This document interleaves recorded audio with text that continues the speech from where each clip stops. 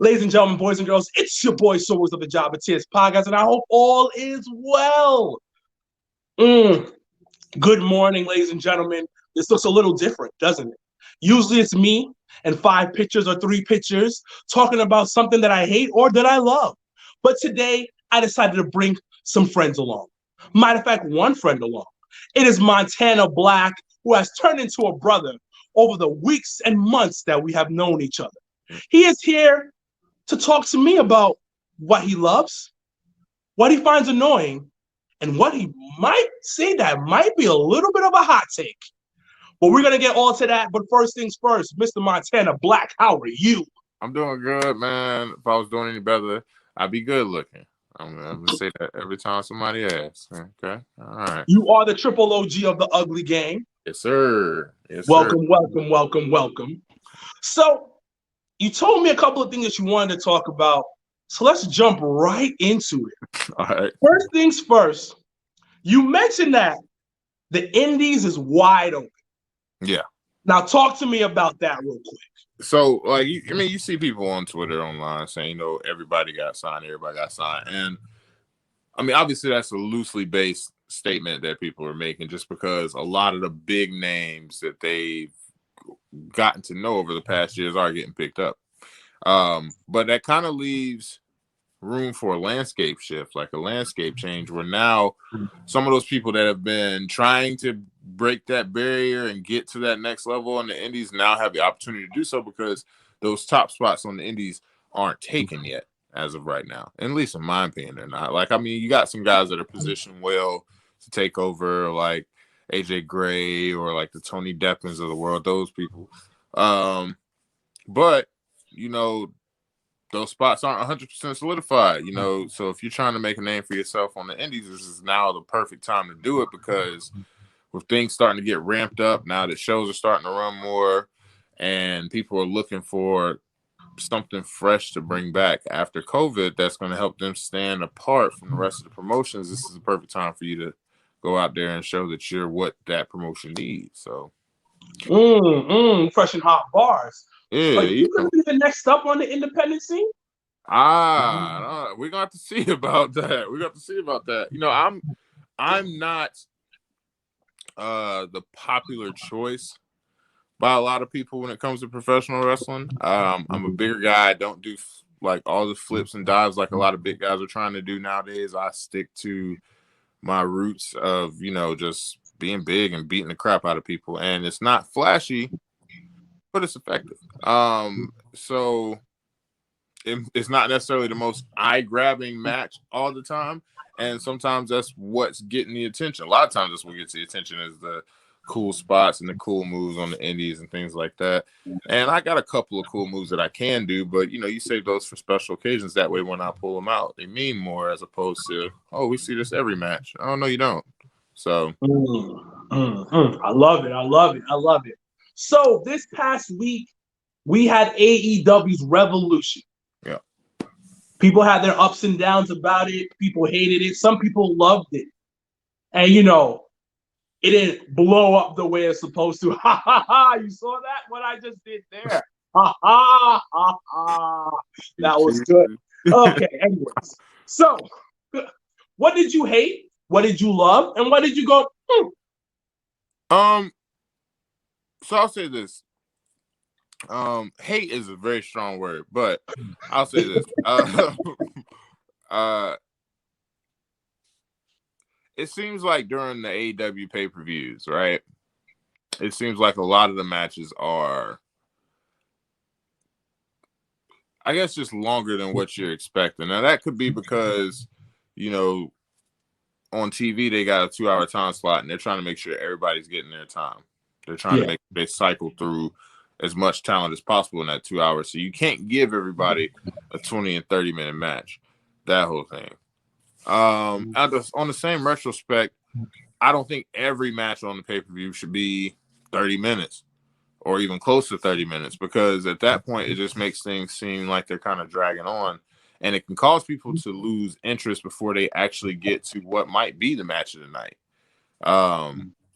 So there was like we were watching it, and I was told it started at 7.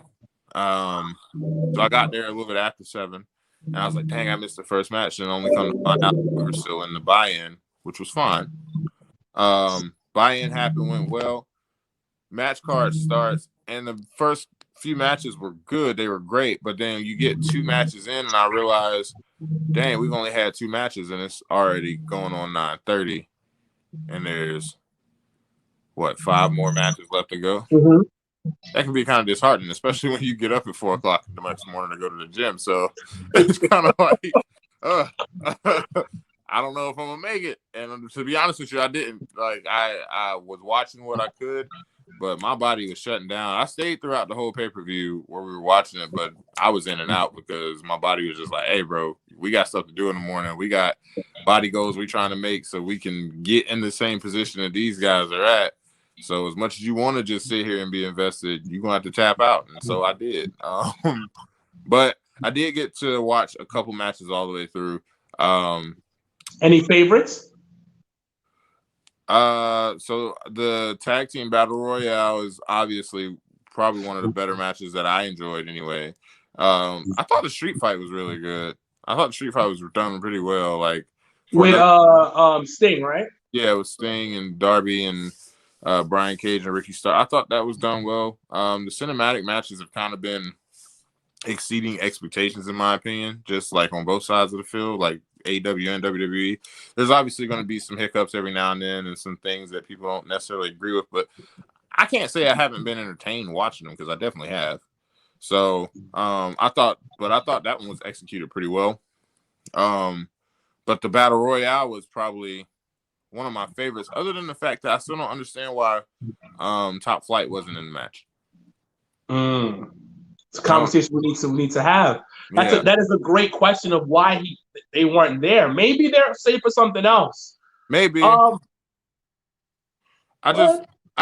think like you've kind of got this big hype behind them now. Like people know who they are, starting to like come into their own with them, and he made this big deal about them being signed after having a couple of matches, prior to the contract. It just seems like it was the perfect environment for them to be in, unless they knew they didn't want them to go over, but they also didn't want them to lose either. So they were like, we'll just leave you guys out. I don't know. That's a good way to look at it.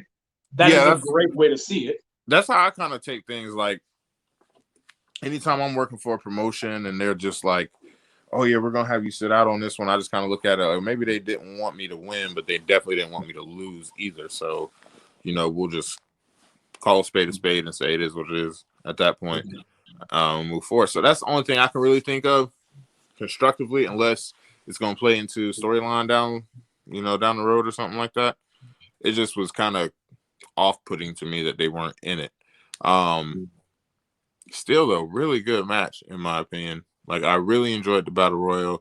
I crack jokes about the whole QT Marshall getting out of the ring because he was upset deal, but it tells the perfect story in my opinion of like QT's trying to win an opportunity for the tag team titles, and Dustin is like, hey, we're all part of the same family or dojo if we're gonna make comparisons. And we got to stick together. But QT's like, ain't no stick together. We can't win the titles. Yeah, we can't win the titles as a family. We can only win them as a tag team. So it made sense. It made sense, but in the moment, I did crack some jokes. I was like, "Oh, so you mad? You just gonna lead a match? You can't do that!" Like it was well done. It was well done. It felt fun. It, like you said, it made sense. It told a good story. Yeah. So, the hot coffee take of the day. You mentioned something a while ago, and I want to I definitely want to hear you give this take again. It's about the great one, not the real great one, The Rock. It's about the great one, a.k.a. Stone Cold Steve Austin, the beer guzzling badass. Yeah. You mentioned something about Stone Cold Steve Austin that I kind of want you to talk about right here on Coffee with Friends. Okay, so as we dive into it, as you know, I'm currently in the middle of a watch through. I started at the Raw before the very first episode of SmackDown, and I've watched every Raw, every SmackDown, and every pay-per-view since. And right now, we are post WrestleMania 2001, leading into the Invasion angle. They haven't kicked it off yet, other than the fact that Shane announced that he bought WCW. My hot coffee take, watching this fresh, Stone Cold Steve Austin is a much better heel than he was a babyface. Ooh. Now, mind you, we are the second Raw after Mania right now. So there's only been one episode of Raw, one episode of SmackDown since then. And he's only been heel since Mania. So he's convinced me of this literally in 2 episodes, that he's a better heel than he is a babyface, and I've been watching him as a babyface for over a year at this point. So my reason for saying that is he wasn't your typical chicken shit heel. Like, he wasn't. I'm starting to notice towards the end of the Attitude Era, as they're slowly starting to get ready to push into the Ruthless Aggression era once they bring Cena and all them in, that there's a lot less of the chicken shit heels and more of the badass heels, but there's very few that actually seem like they actually intimidate people. And they did a great job making Stone Cold go in there and berate and belittle JR before proceeding to whoop his ass, like wholeheartedly. And then the very next episode on SmackDown, Vince catches JR. Or no, that was on SmackDown where he got his ass whooped. On the next episode of Raw, Vince catches JR in the parking lot. So I want you to see you in my office before he lets him go to the commentary table. And then he brings Stone Cold in, and they make him watch the tape back. And Stone Cold is sitting right beside JR with his arm around his waist, just smiling. I'm like, I wish you would do something I don't like. I will whoop your ass again. And that's exactly the look he gives him the whole time. And he gets real close. It's very intimate. It's very, very intimate, like very prison intimate. Like, I will take advantage of you and make you open my bag in the shower. Like, very Ryback segment from WWE when he was doing the bully gimmick, right? And he's like right up on him, and at the end of the clip, he keeps telling JR, "Don't you look at me like that, don't you eyeball me." He's talking sideways to JR the whole time. And JR just does a really good job at getting over how intimidated he is, because he will look, and the minute Stone Cold says, "Don't look at me," JR is looking away shy, like he's scared to get hit type deal. And then when he gets done, he goes, "I'm not talking to you no more." And he pushes on him to get himself up and walks out. Simple as that. I just think overall, the man gave off because there's something that I also noticed since he's been heel, is there's a switch that flips where he just is 100 times more aggressive than he is as a babyface. 100 times more aggressive. When he's facing The Rock the night after Mania and they put him in the steel cage match, he teases The Rock while The Rock's waiting in the ring. And so when The Rock gets fed up and goes to go get him, this is at the start of the match, before the match has even started.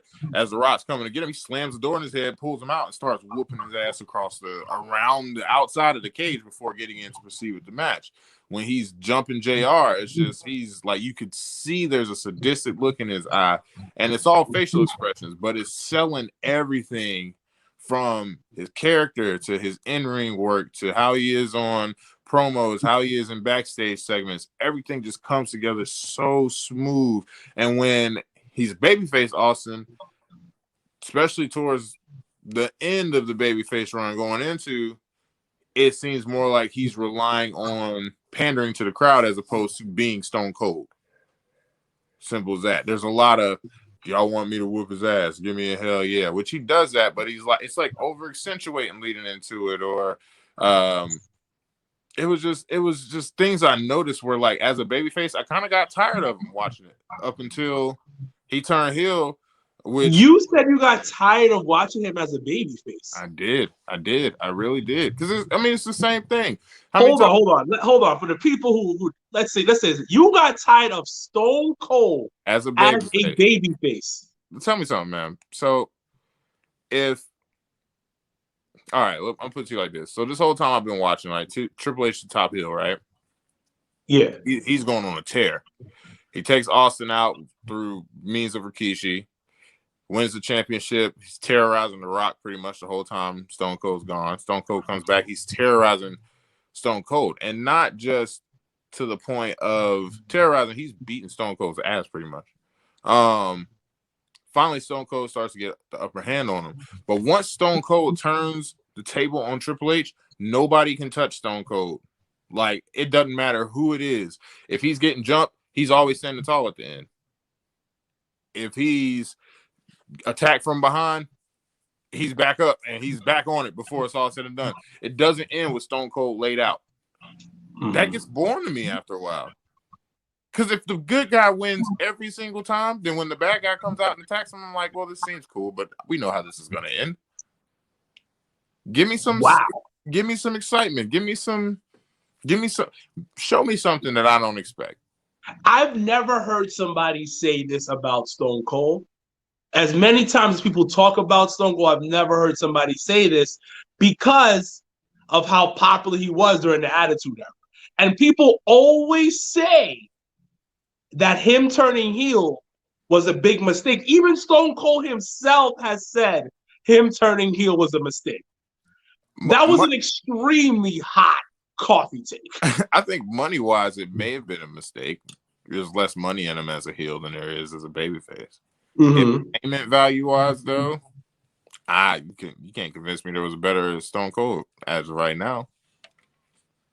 Ladies and gentlemen, you have it there. It is Coffee Talk with Friends, one of our first episodes with the man himself, Montana Black, the triple OG of the Ugly Gang. Yes, sir. Ladies and gentlemen, thank you so much for joining us on an episode of Coffee Talk with Friends.